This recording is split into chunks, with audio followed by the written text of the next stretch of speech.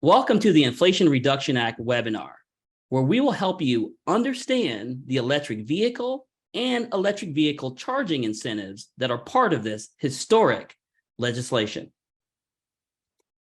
Before we get started, let's cover a few housekeeping notes for today's session.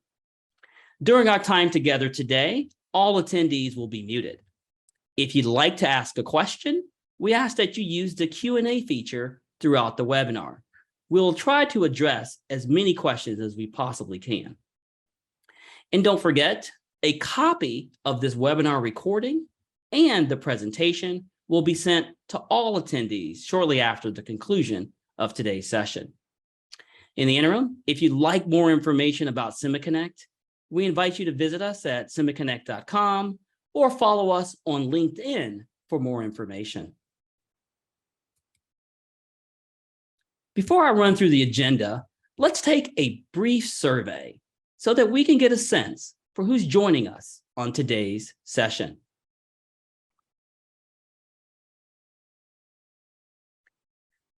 Thank you for that.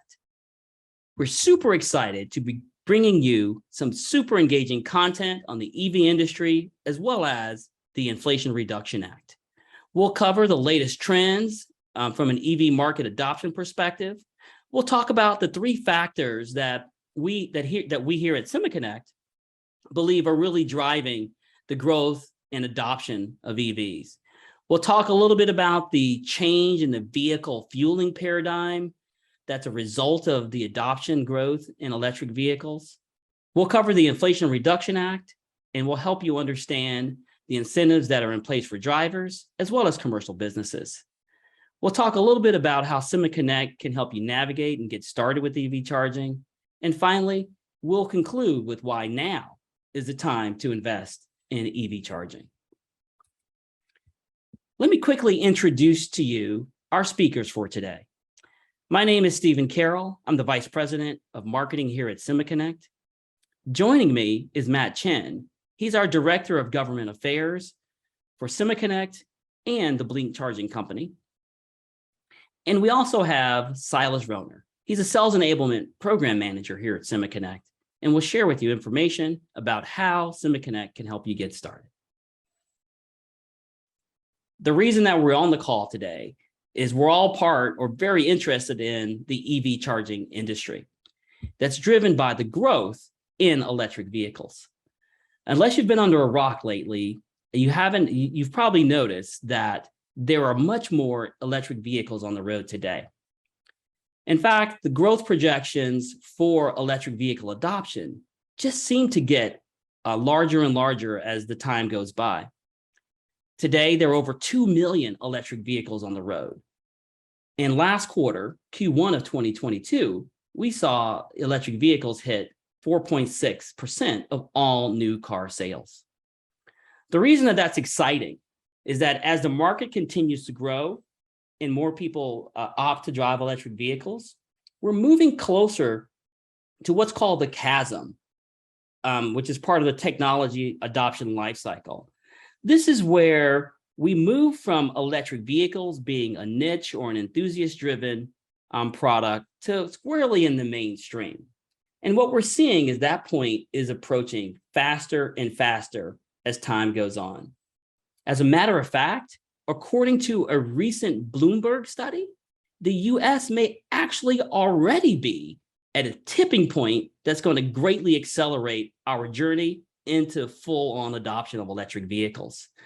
According to a report that Bloomberg did when they studied over 19 different countries, once a country reaches about 5% adoption, meaning 5% of new car sales are electric vehicles, the next few months are periods of extreme growth in terms of adoption.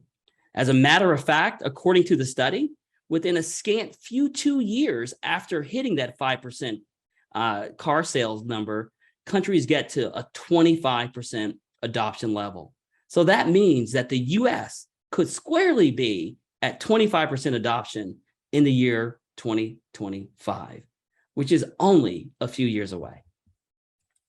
Look, here at SemaConnect, we believe that the growth in EV adoption is really driven by three factors. Of course, the first factor being driver interest. According to a recent Consumer Report study, over 70% of drivers in the US indicated a very strong preference for making an electric vehicle their next purchase when it comes to an automobile. That strength in selection was present across all the generations, from baby boomers, Gen X to millennials. They each and every generation, regardless of age group, understands that EVs are the future. One thing all the respondents agreed on was that in order to drive further adoption, that there needs to be a wider selection of electric vehicle choices. And that brings us to the second factor, new EV models. The vehicle manufacturers have heard drivers squarely, and they have introduced electric vehicles across every category of automobile and truck. So much so that there's a one-for-one match, whether it's a economy, a luxury, a sports utility vehicle, drivers have an electric vehicle option to choose from. And those choices continue to get better as OEMs are bringing more categories of cars to the markets to fill more and more diverse niches, from luxury sports cars to exotic trucks. Drivers have the ability to pick and choose a car that meets their needs. And then finally, the market in general has realized the benefits of owning an electric vehicle. And when it comes to cost savings, we all understand that operating an electric vehicle costs a significant amount less than operating a traditional gas-powered vehicle. Some studies suggest that EV operating costs are only a third of that of their traditional gas counterparts. And when it comes to performance, electric vehicles deliver performance that are on par and in many cases exceeding that of their gas counterparts, especially when it comes to acceleration and the torque and the feel of driving a car that's powered by a battery and electric motors. Given all of the recent changes in climates, every consumer, every industry is looking to be more sustainable and contribute less to global warming. And electric cars are proven to be less pollutive, and it reduces our dependence on fossil fuels. And when it comes to battery technology, recent advances have significantly increased the range of electric vehicles. And with that increase in range, we've seen a drop in the range anxiety that drivers have. And now that they know and they have confidence that they'll be able to get to and from their destination with adequate capacity to spare. One thing I do want to leave you with before we transition to the next section of our presentation is this notion of a change in the vehicle fueling paradigm. With the adoption of electric vehicles, what we've seen is that the old paradigm of fueling your car at a station has significantly changed. Now, EV drivers are fueling their cars wherever they're parked for a significant duration of time. Look, that first stop is at home. We are seeing more and more drivers going to that as a primary charging location. Next, it's at work, stores, restaurants, anywhere their car will be parked for a few hours. And of course, there is still that opportunity to charge at a station on the nation's highways and byways. And that's what really brings us to the meat of our topic here today. It's how do we build the infrastructure to meet this change in the fueling paradigm? And so I'd like to turn the next part of the presentation over to Matthew Chen, our Director of Government Affairs, to talk to you about the impact of the Inflation Reduction Act. Matt, the floor is yours. Thanks a lot, Stephen. Really appreciate the opportunity to talk about this exciting legislation. Over the past year, many in Congress have been working to develop a series of tax proposals that would dramatically advance the U.S. position in potentially reducing greenhouse gas emissions and accelerating clean energy technologies, definitely including electric vehicles and EV charging. So I would like to just talk a little bit about how we got here. As many of you might know, in the fall of 2021, the Congress passed and the president signed into law a different bill called the Infrastructure Investment and Jobs Act. And this included $7.5 billion for EV charging in really all areas of the country, but especially along highway corridors. There's an additional EPA program that's part of that that includes $5 billion for clean school buses, approximately half of which is only for low emission or zero emission school buses, really meaning electric school buses. But that's really only kind of part of the equation, because to really build out the infrastructure that we need, not only along highways, but in communities, workplaces, really wherever cars are parked for any length of time, that's going to require a massive build out. And so the government historically has had some really exciting tax credits that we'll just go into in a minute.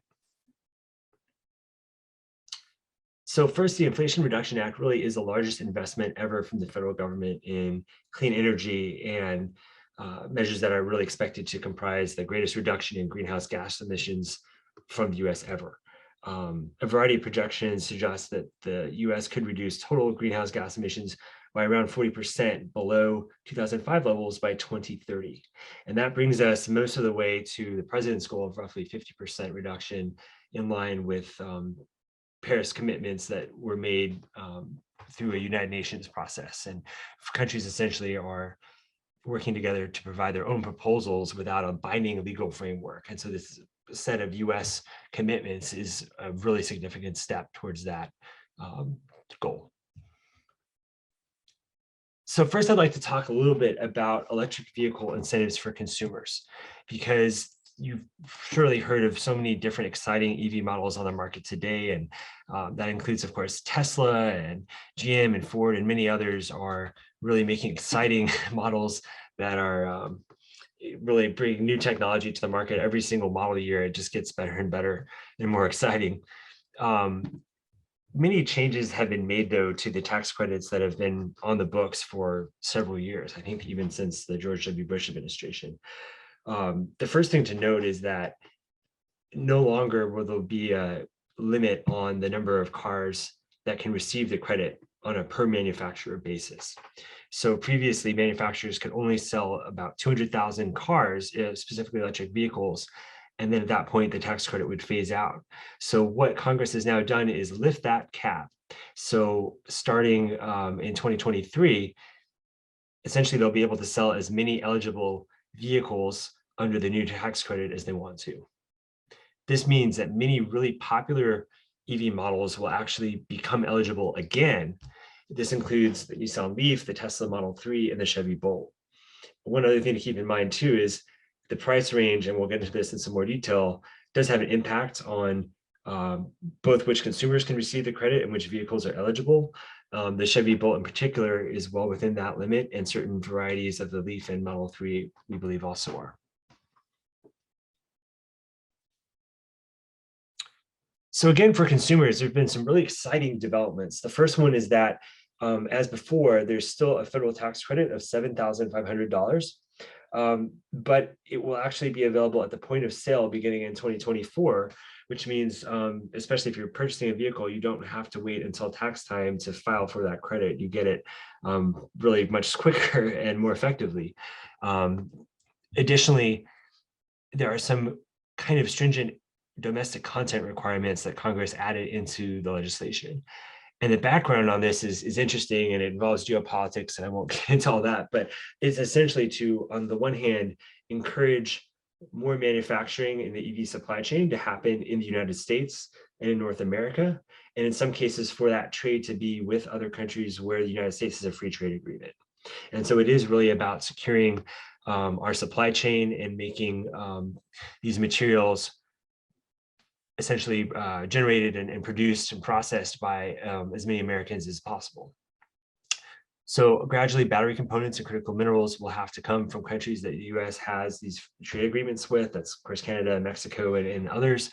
A notable provision that takes effect, or rather has taken effect already this month, once the president signed the bill, is that EVs must have final assembly in North America to be eligible for the credit. So to give you a concrete example, I drive a Hyundai Kona EV. I got mine last year it was eligible for the credit at the time and no longer is. So there's a website that the U.S. Department of Energy maintains. It's called the Alternative Fuels Data Center, AFDC, that has a whole list of cars that are eligible under these new and shifting requirements. So again, for consumers, there are a couple of things to keep in mind as you're thinking about a purchase you might want to make about an EV. And again, there are some great resources from federal and state government websites to Consumer Reports and others. But in a nutshell, there's new maximum AGI limits for new vehicle purchases. So 150,000 for single filers, 200,000 for joint filers. And that's just on the income side, on the consumer side. But then if you turn to the vehicles themselves, there's actually a limit, 80,000 for vans, SUVs, and pickup trucks, and then 55,000 for all other vehicles. So again, keep in mind that when you're thinking about an EV and the make and model, the location of final assembly, all these things will kind of potentially play into your decision. Another really exciting thing that Congress did was add a used vehicle EV credit, which did not exist before. And as you may or may not know, I mean, the majority of vehicles that are bought and sold in the US today are actually used rather than new cars. So this additionally will be a real benefit for the average consumer. Used vehicles will be eligible for a tax credit of up to $4,000 or 30% of the vehicle cost. Keep in mind that there are many states that also offer incentives and rebates for EVs, some which may include used EVs. So be sure to look at both the federal and the state opportunities. And also these used EV credits are not subject to the same battery and mineral sourcing requirements that Congress put in place for the new vehicle credit. Additionally, there are also maximum income limits for the used vehicle credit, 75,000 for single, 150,000 for joint filers. And again, there's a maximum vehicle sale price of $25,000. So we're gonna just switch gears a little bit to talk about the EV credits for businesses, specifically for EV charging.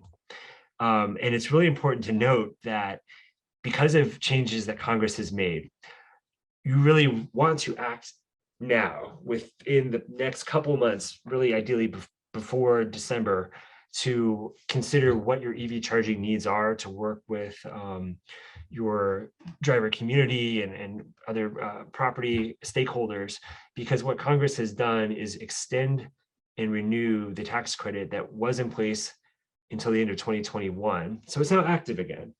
But starting January of 2023, the whole EV charging tax credit is going through a massive overhaul.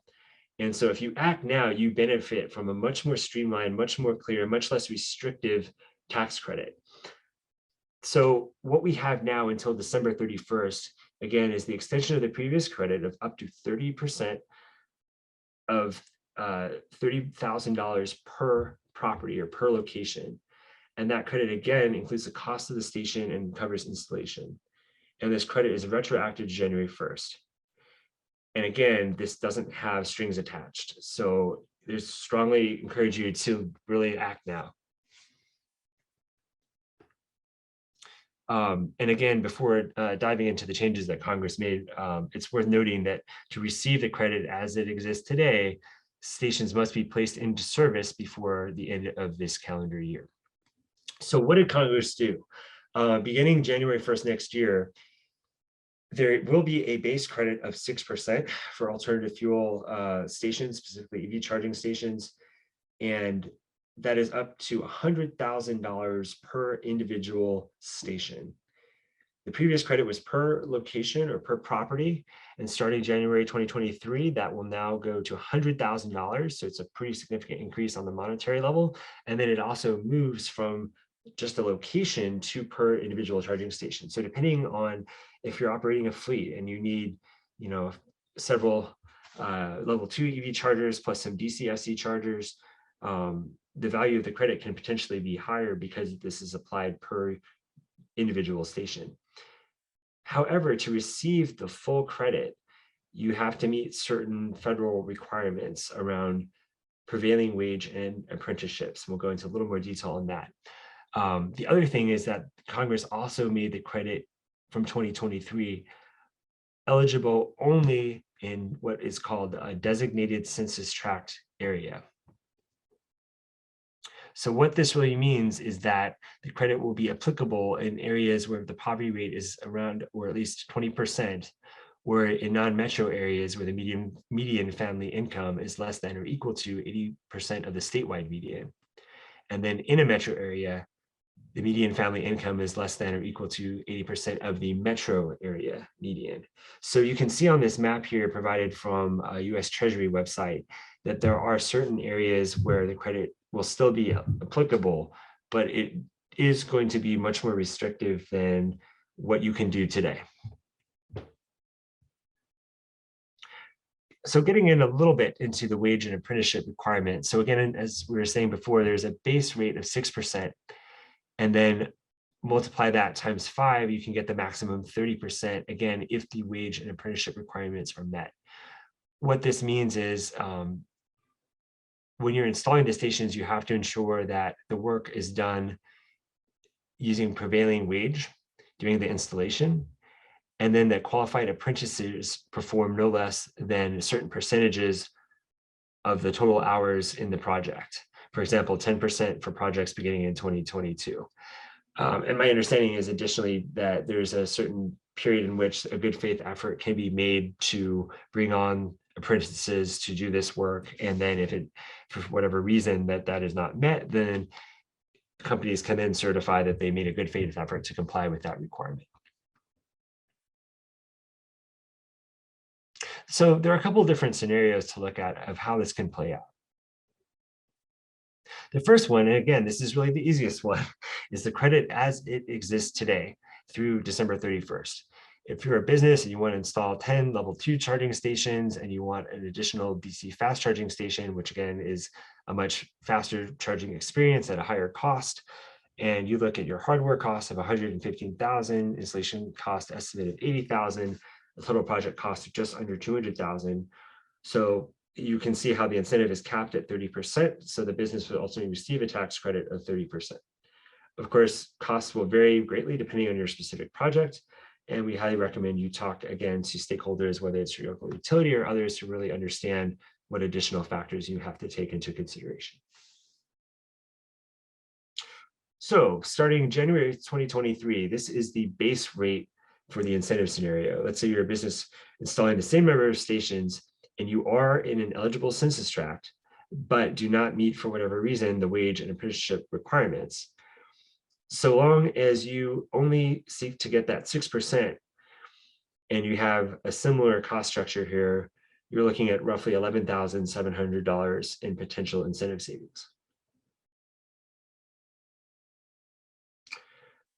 Again, scenario 3 for 2023 and after, if you do aim to get the 30% bonus rate under the tax credit that takes effect next year, and you're installing the same number of stations, and you are in an eligible census tract, and you do meet the new wage and apprenticeship requirements, you can see how the full value of that credit actually rises significantly up to around $58,500. So it really is a matter of timing. If you act now, you get the full credit with very few, if any, restrictions. Starting next year, you have certain eligibility requirements that kick into place, and you do have to think very carefully about the use case to maximize your potential savings.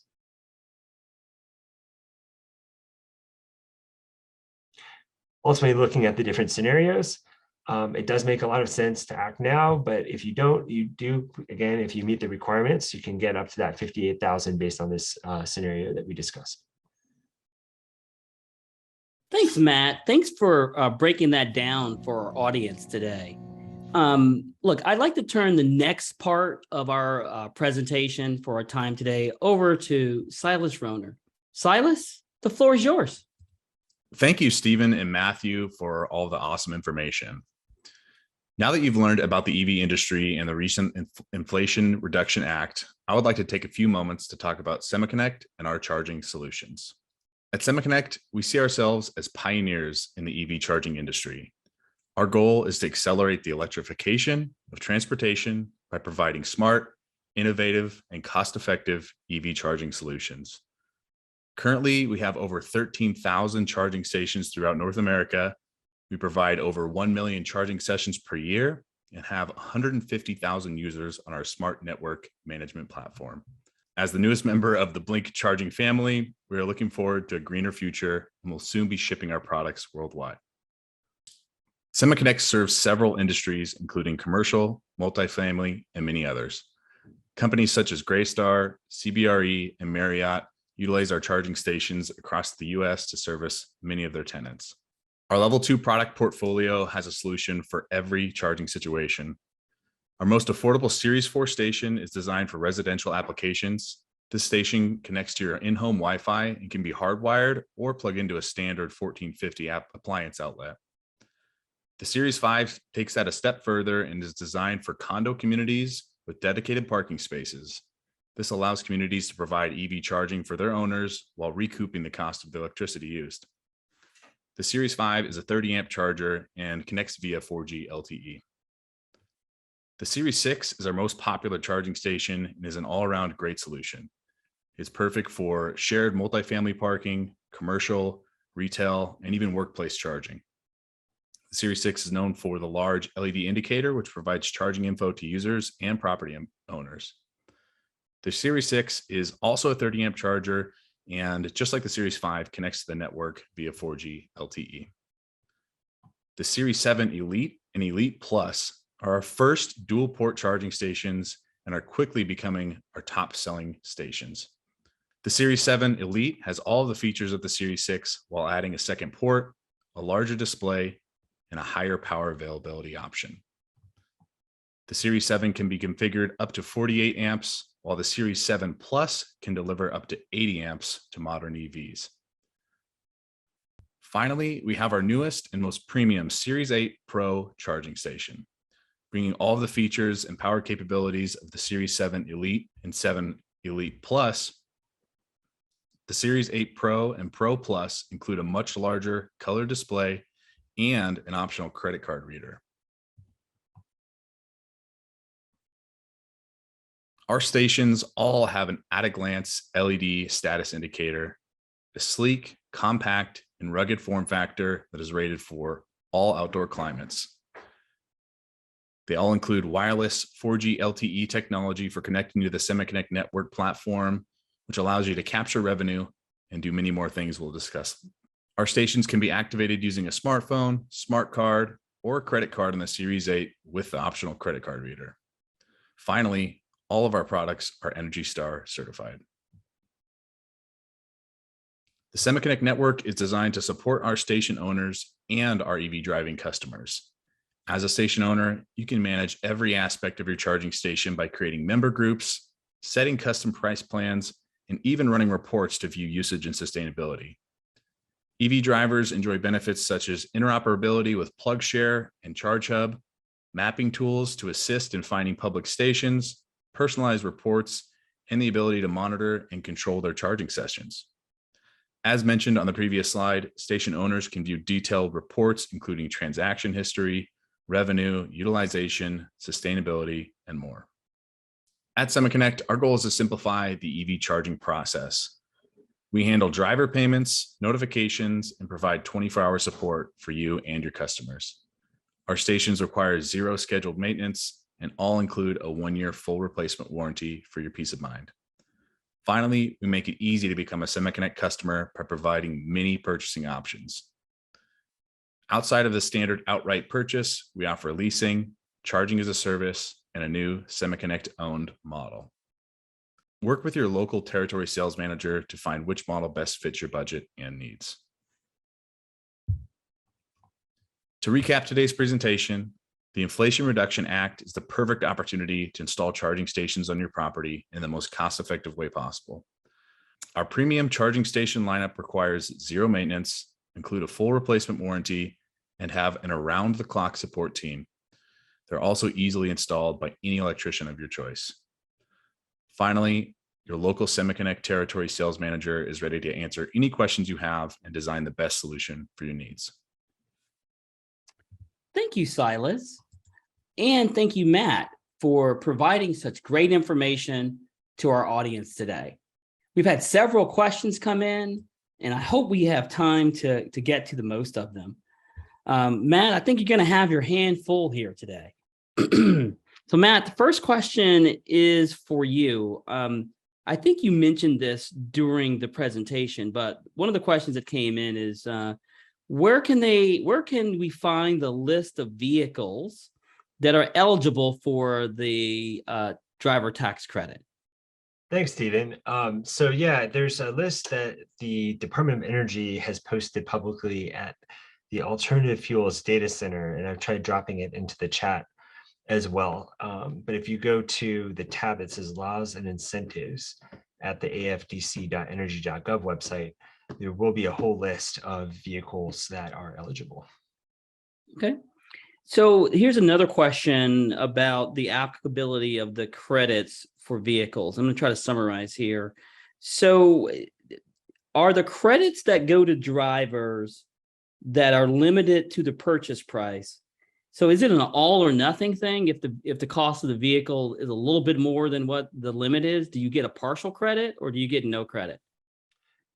So my understanding is that there is a hard ceiling and there's not a sort of graduated level that people can get a partial credit. However, on the component side, it is a little different. So the value of the credit total is $7,500, but it is essentially split into two parts. Half if the vehicle is made with a battery manufactured or assembled in North America, and another half if the battery is constructed with critical minerals extracted in the US or in a country that we have a free trade agreement with, or if the battery is itself recycled in North America.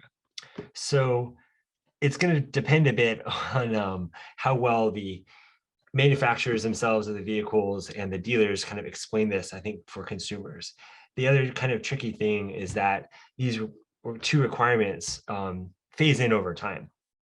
So example, the critical materials requirement starts at 40% and increases to 80% after 2026.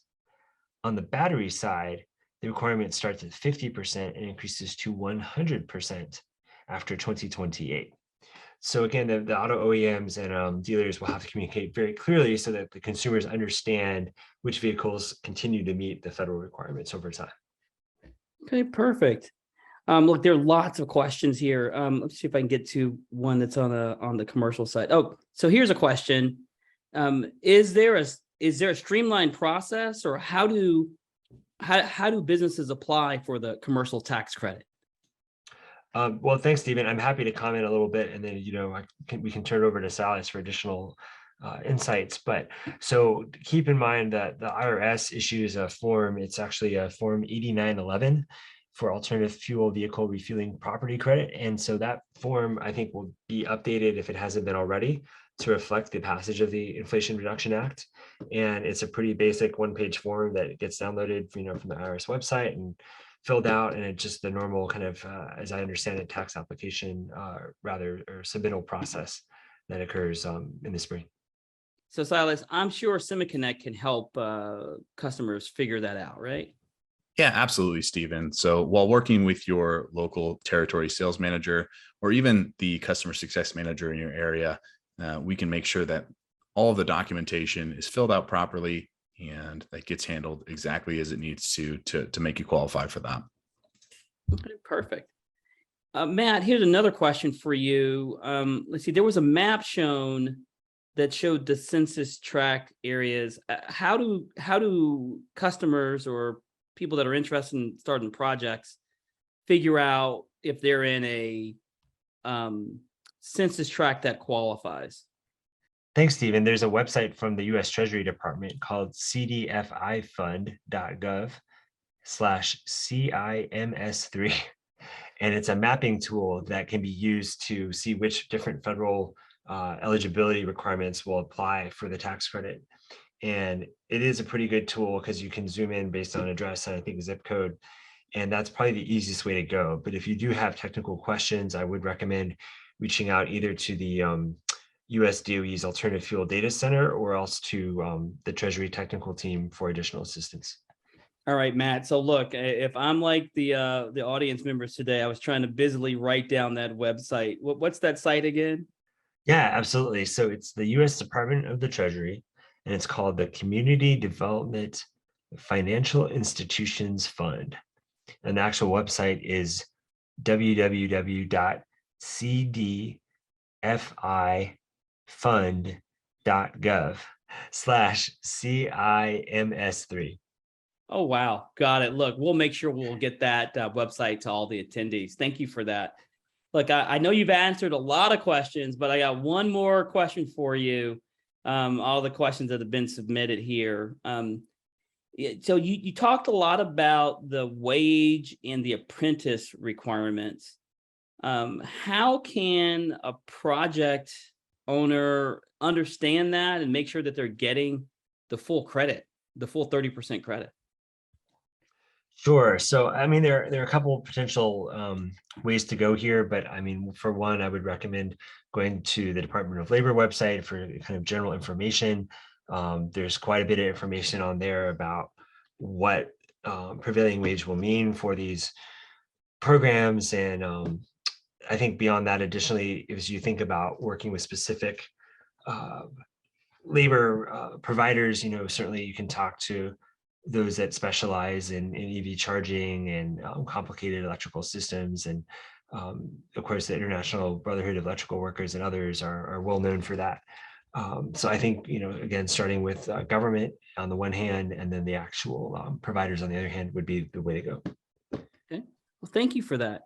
So Silas, I have a question for you.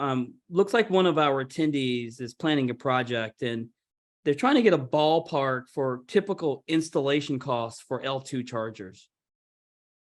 Yeah, great question, Stephen. It's one we get a lot, and it really depends on a lot of different factors. When working with my customers, I like to quote anywhere around $2,000 to $4,000, depending on the property and the size of the project. I would work with your territory sales manager to get the best and most accurate estimate possible, and also discuss pricing for the stations themselves. I have there's another question that came in. I think it's a reference to a point you made about SemaConnect's charging stations being smart stations. Why do you need a smart station? Yeah, that's also a great question, Stephen. So the big difference between a quote unquote dumb charging station and SemaConnect's smart charging stations is the ability to capture revenue for the electricity that's used. Aside from that, you have a host of different features, including notifications to your cell phone and the ability for us to remotely diagnose and help fix problems with the charging stations.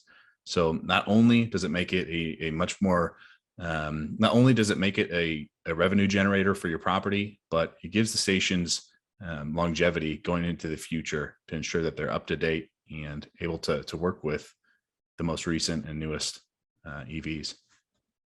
Well, thanks for that, Silas. So I think we've come to the end of our time today in terms of questions, but I don't want to end today's session without giving Matt a chance to reiterate, I think, a call to action that he gave the audience relative to the credits that are available through the end of 2021. Matt, do you want to reiterate what you shared with the audience earlier about the need to kind of act now? Yeah, thanks, Stephen. So again, the existing tax credits are available now. They're just much less complicated with far fewer restrictions than the version of the credit that takes effect in January.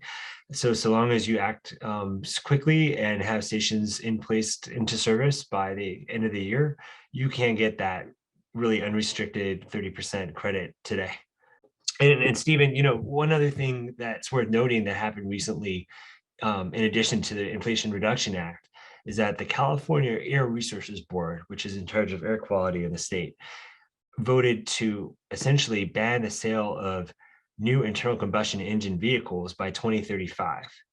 And that means by that time, 100% of new cars and light trucks sold in California must be zero emission. And so the rule requires automakers to deliver an increasing number of zero emission vehicles every year, beginning in 2026. So it's not like cars can be sold in California sort of up to 2035, and then it changes overnight. There is a ramp that industry will have to follow. And so give you an example, again, sales of new zero emission vehicles and plug-in hybrid vehicles will be set at 35% in 2026, and it increases from there.